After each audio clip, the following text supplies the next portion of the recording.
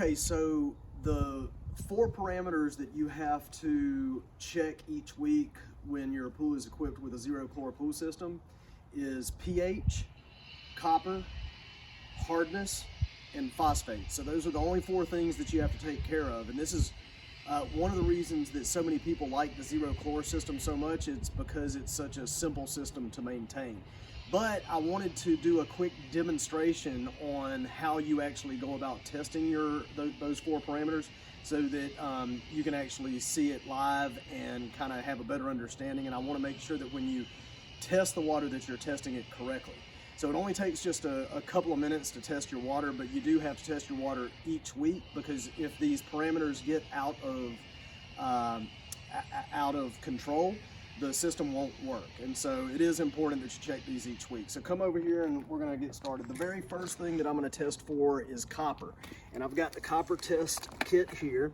We're gonna fill it up. By the way, all of these tests have instructions included in the test kits themselves. So you can follow the instructions. I just wanted to show you what it looks like to do the test live. So I'm gonna fill this up to the 10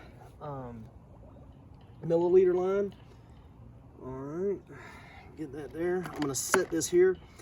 You have 2 parts, A and B. 5 drops of A, 5 drops of B, shake it, and then let it sit for 3 minutes. And while it sits for 3 minutes, we're gonna test the other water parameters. So we've got A, we're gonna do 5 drops. 1, 2, 3, 4, 5. And then B, we've got 5 drops of B. 1, 2, 3, 4, 5. All right. I'm gonna take this, shake it, put it back in there.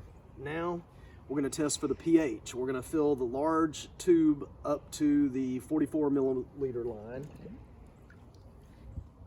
right there. And then we're gonna take R4 with the red cap, and we're gonna do 5 drops. Once again, this is in the instructions on the kit. 1, 2, 3, 4, 5. Put the cap back on. Put the cap on the tube. Shake it. And then what we're going to do is, if you look here, we're just going to compare the color of the water to the color over here, and that's going to tell us what our pH is. So this, to me, looks like it's right around 7.2, maybe a little bit lower, so somewhere probably about 7.1. And so that's good. That's within the proper range. All right.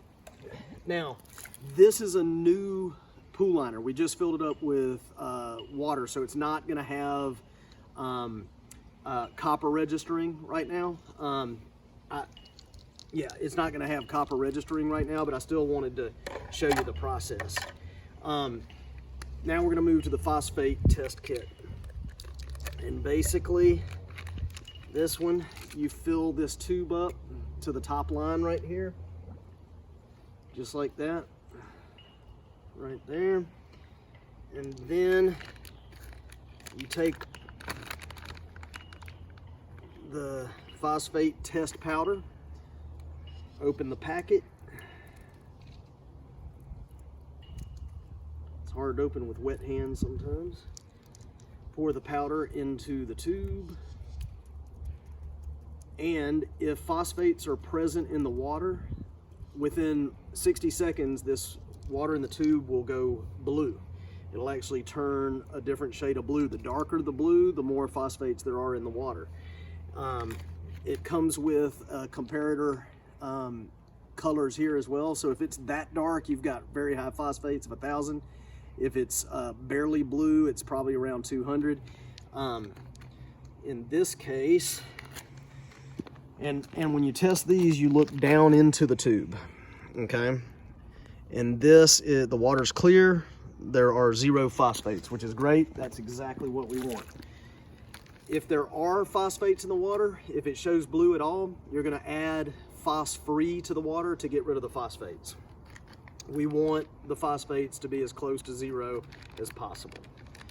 Okay, so that's that for the phosphates. Now, with the copper, it's been about 3 minutes. same thing, we look down into the tube. And like I said, this is new water, so there's no copper registering right now. It's still clear, but you would compare it to the level of blue that you have, and that'll tell you. So basically you're shooting for somewhere between 0.3 and 0.5. So you're looking for a kind of a little bit darker than a sky blue when it comes to that. All right, so that's how you do the copper.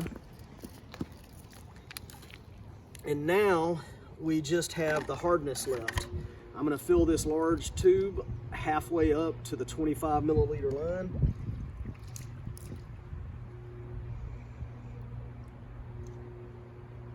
A little bit more. 25 milliliter line. We're gonna put 20 drops of R10 in there. And this tube that I've got is exactly 20 drops, so I just squirt that all in there. And then we do, let me check, 5 drops of R11.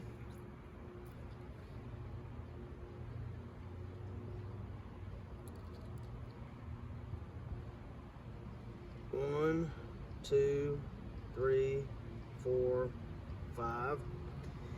When the drops go in there blue, if there's hardness, also known as calcium, if there's calcium in the water, this will actually turn red. And I put calcium in there yesterday, so it turned kind of a red color. Now, what we do to tell what the exact amount of calcium is in the water, we're gonna put R12 in there 1 drop at a time. Each drop counts as 10, and as soon as this turns from red to blue, that is how much you have in the water. So I know that we've got at least 200, so I'm gonna do 1, 2, 3, 4, 5, 6, 7, 8, 9, 10, 11, 12, 13, 14, 15, 16, 17, 18, 19, 20 drops. And it's still red, so we know that it's at least 200. Calcium is at least 200. So now we're gonna start adding it one at a time. 210, 220, 230, 240, 250. Shake it up a little bit. 260, 70. Shake it up a little bit. 280, 290, shake it up a little bit. 300,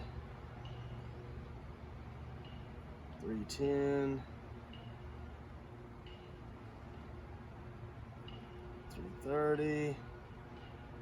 It's starting to turn. 340. And did you see that? It started to turn blue. One more.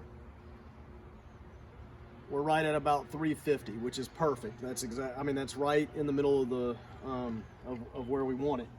So the calcium is perfect on this pool and does not need to be adjusted anymore. And that is it. That's what you have to do each week. And after you've done this a couple of times, it's just second nature. It takes you about 5 minutes to finish the whole process. Thanks a lot.